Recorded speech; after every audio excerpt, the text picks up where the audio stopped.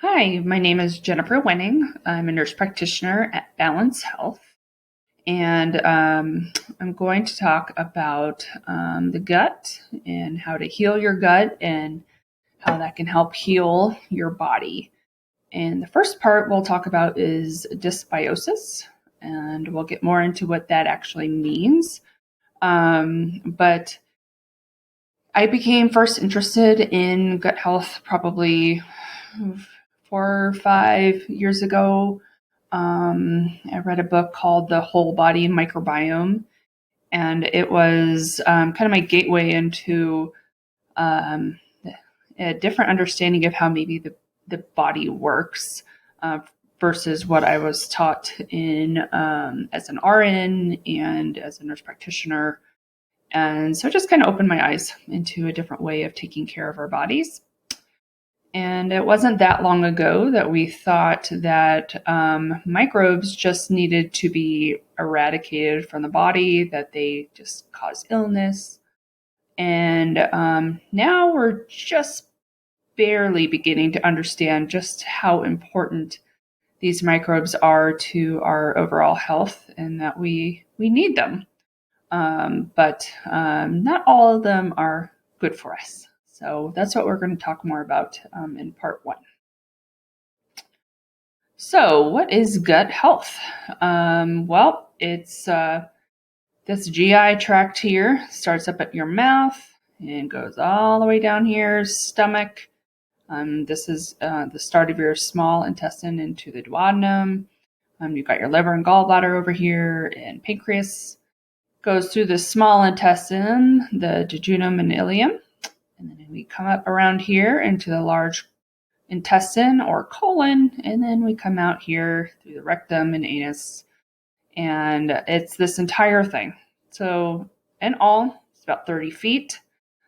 This upper part to about right here is 5 feet in an adult, and the colon here is also about 5 feet. So there's about 20 feet here of GI tract that a GI specialist with an endoscopy or a colonoscopy cannot see. And this is home to about 3 pounds of microbes, bacteria, fungi, viruses, parasites, about the size of a purse dog of microbes living in your body. And, when we get a colonoscopy, endoscopy, they're able to visualize, look at the tissues, but they can't see microscopically what's going on. They don't investigate maybe beyond H. pylori infection, what kind of microbes are living in there. They may do some biopsies, take out some polyps, but beyond that, it is of course a wonderful tool, but it doesn't tell the whole story. So what do these microorganisms help us with? They help us maintain a barrier between the outside world and the inside of our body. It helps with food digestion. The bacteria actually create vitamins. They break down foods into peptides, proteins.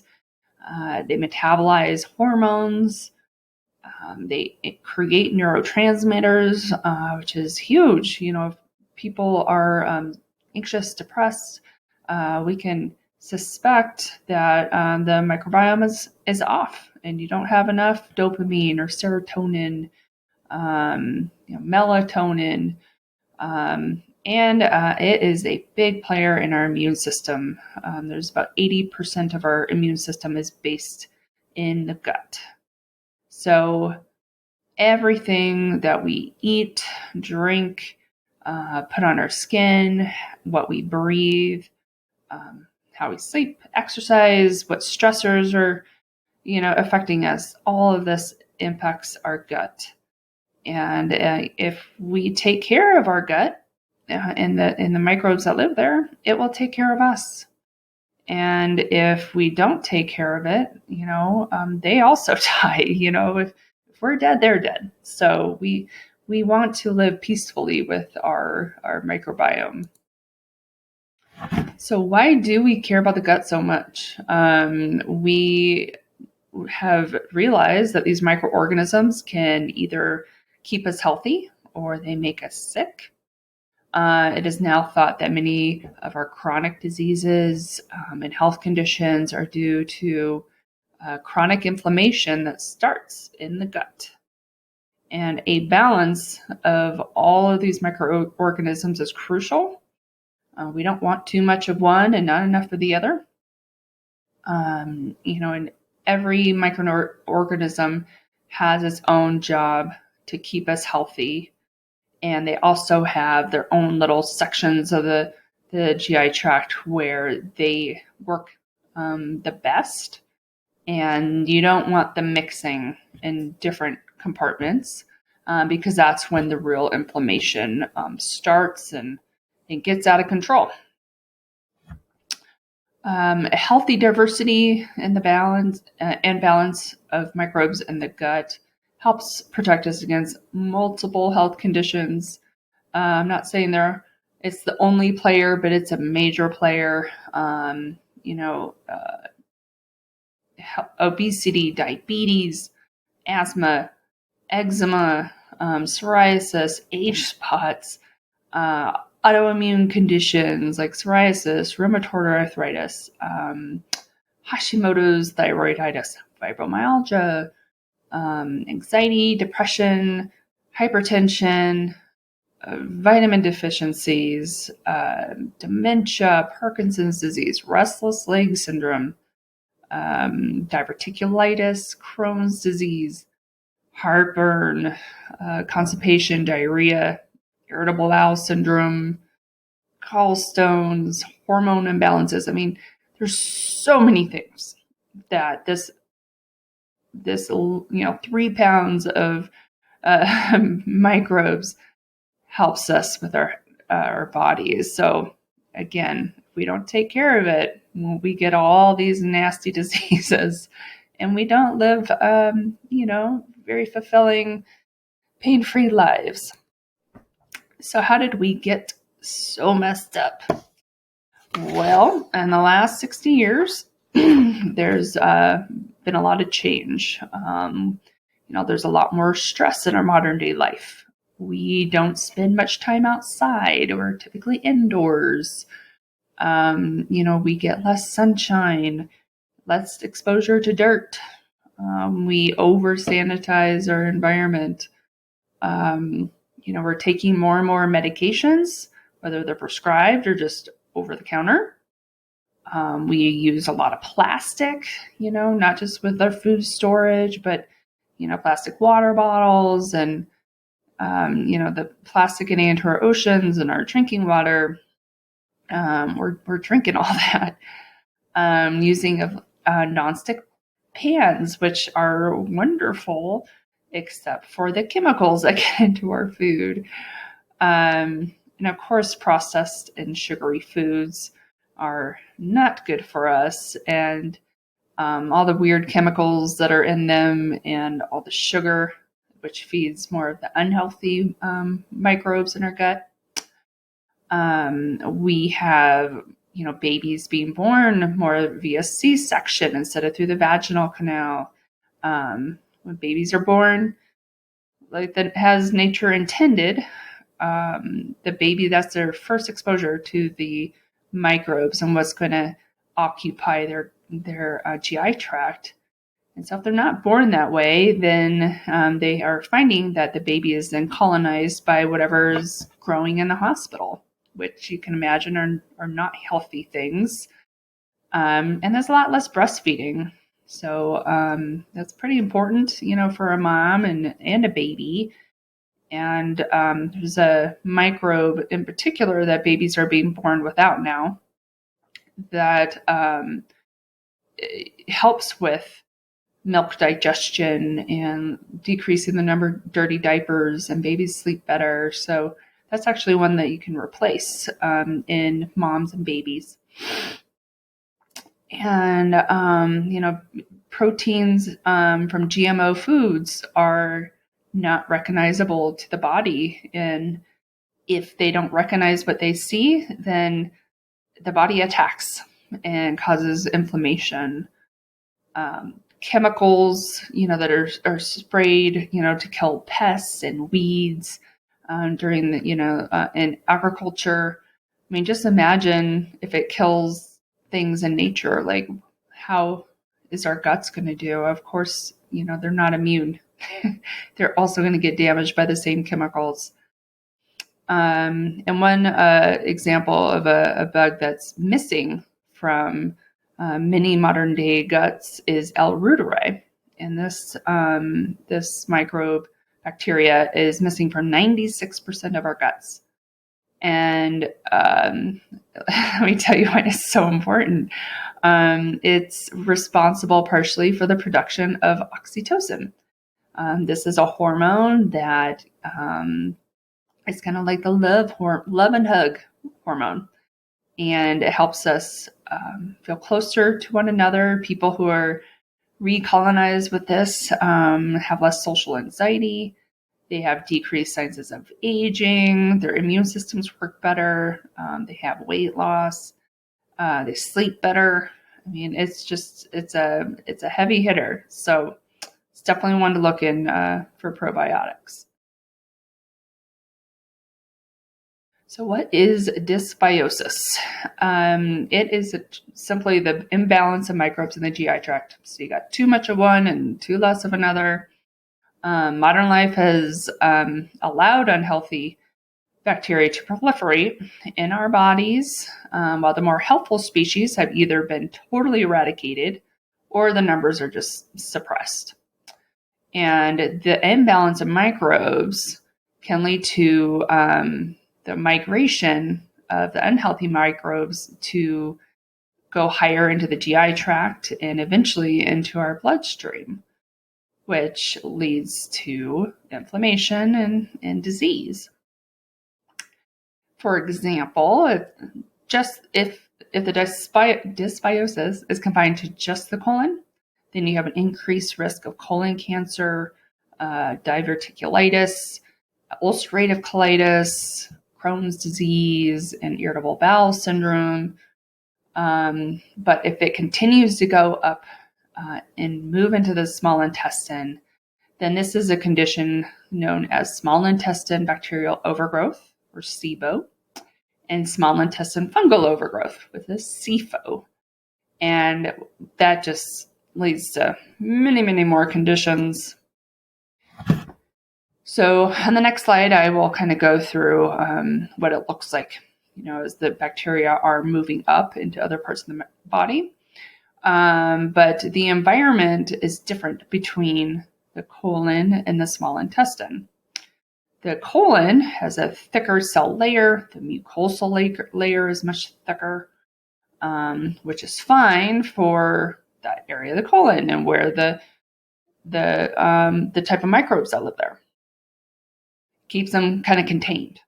But if those microbes start moving up into the small intestine, they find a different environment where the mucosal layer is thinner, the cell layer is one cell thick, and that is by design so that nutrients can diffuse across the barrier into the bloodstream. But if there are gaps in this barrier, then other things can get into our bloodstream, and microbes are not meant to come in contact with our cell layer. They're supposed to stay on the other side of that mucosal layer. So they get kind of excited. They get different nutritional source. They're closer to the sugar if that's what you're eating. And the higher up the GI tract the dysbiosis spreads, the more symptoms you will have. And something else called leaky gut develops. And here's that diagram. I was just showing the microbes, how they just start moving up the colon, and then they start making their way up the small intestine and can even block the pancreatic duct, the gallbladder, this bile duct here. They get up into the stomach, and then they can even make their way up into the esophagus and mouth. And sinuses.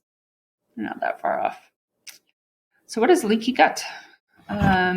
Already kind of talked about it, but in the small intestines, we have that single layer with a mucosal barrier over that. There are some proteins in between the cells that are linked together. We call them tight junction proteins called actin and zonulin. And the actin and zonulin are responsible for kind of opening up these between the cells to let in nutrients. Well, when the mucosal lining and the tight junction proteins are damaged, this allows foreign substances like bacteria, viruses, food particles like gluten, toxins to enter the bloodstream. So once they get into our bloodstream, our immune system attacks, and that creates inflammation. And why you may develop a chronic, knee pain.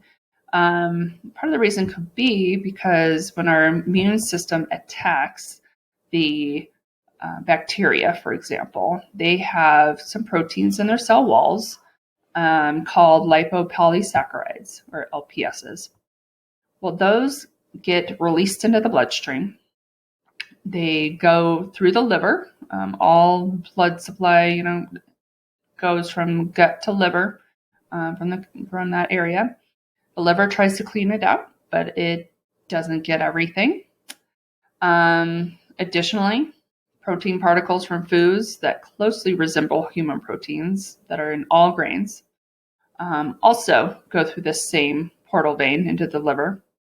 And then those go out to the rest of the body. They aren't totally cleaned out. Our livers are quite overburdened by modern day life. And so these little particles can travel to your knee, your big toe, your brain, and start causing some damage and inflammation.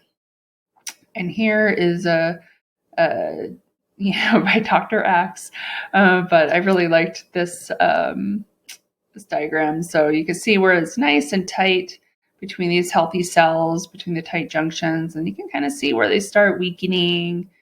And then here they just gap up, and you can see all the toxins and everything go through into the bloodstream.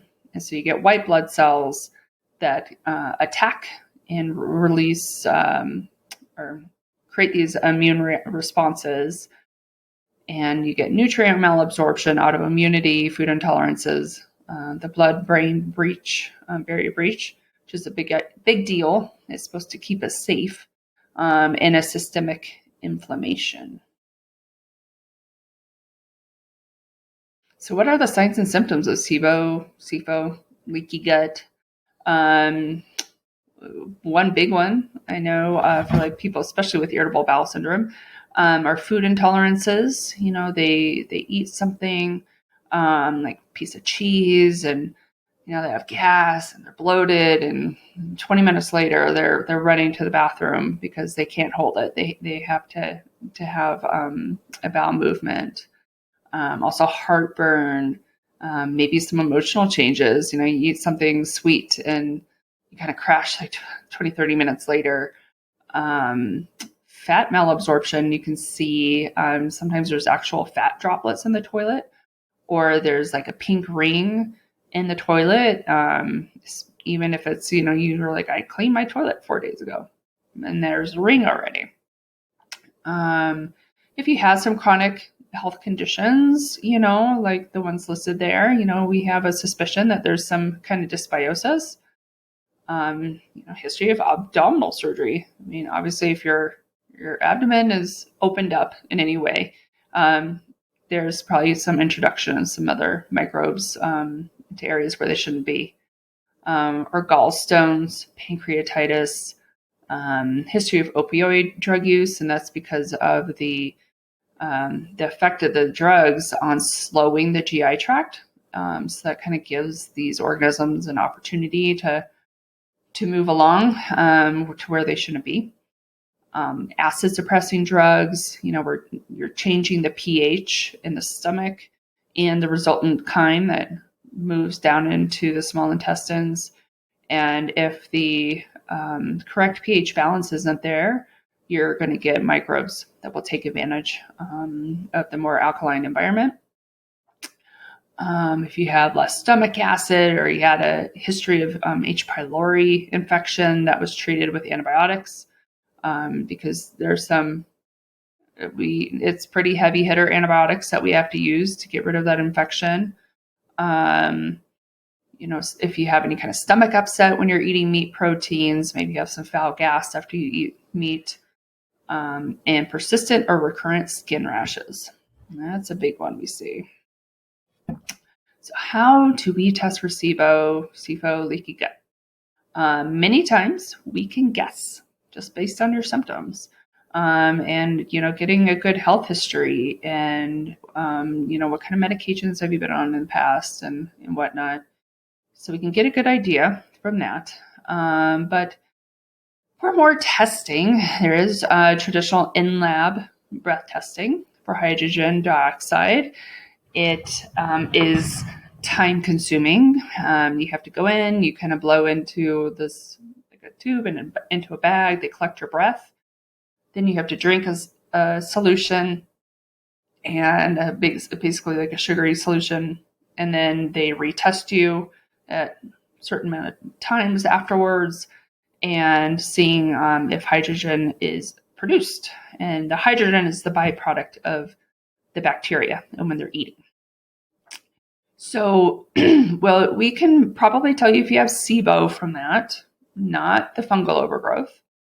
Some of the cons is it's time consuming, potentially expensive, can be inaccurate, and it's kind of difficult to perform, especially if you have a newer tech who has never done it before.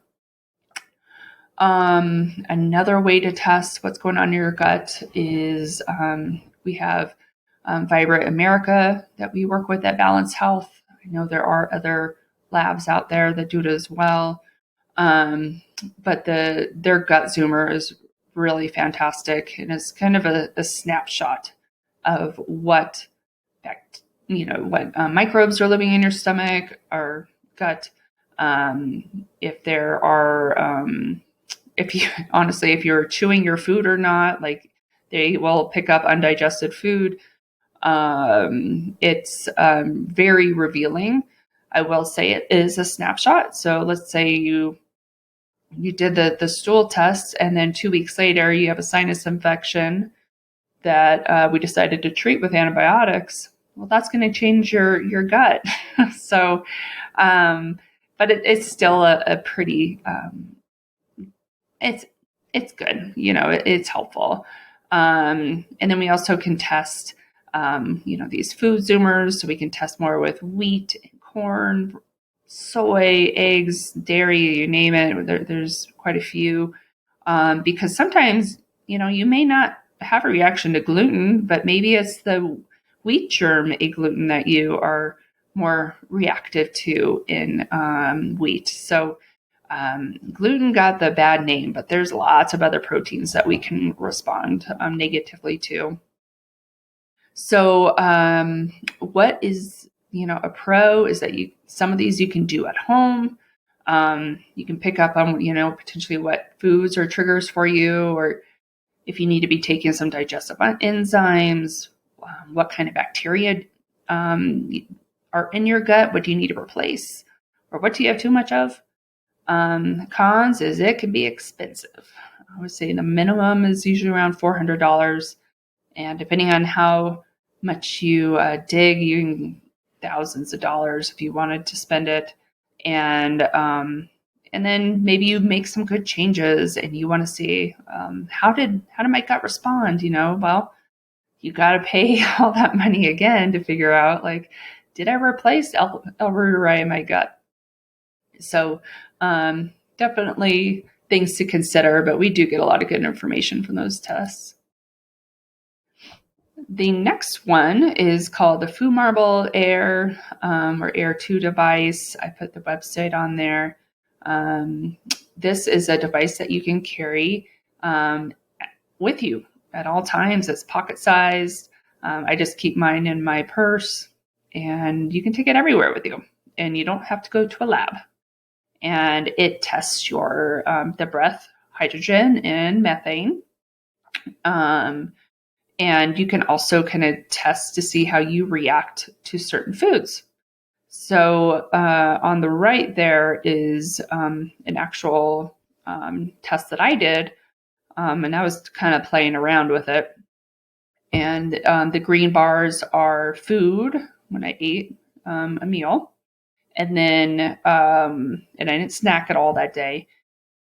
And the blue line is hydrogen. This dark line is methane. And so for breakfast, I know I ate low carb. I don't even think I had any carbs with that. But lunch, I can't recall exactly what I had, but I know I threw in something like a Twizzler just to see what I would do. And I spiked almost maximum level 10 methane by 3 p.m. So I probably ate around like 12:30, closer to 1. And what this kind of gives you an estimate of as well is if I would have spiked up to a 10, 30 minutes after I ate, that means that unhealthy bacteria is high up in my GI tract. Versus if I didn't blow a 10 until 3 p.m., then, okay, I mean, I have some unhealthy bacteria there, but it's not super high. So I know I have some work to do. And so you kind of get to play and see which foods affect you. And it's great because you don't have to go to a lab. You don't have to mess with stool or blood. You can do it at home. There is upfront costs. You got to buy the device, but the price is there, and there's often sales. If enough people are interested, I might do a bulk order and I can get it cheaper.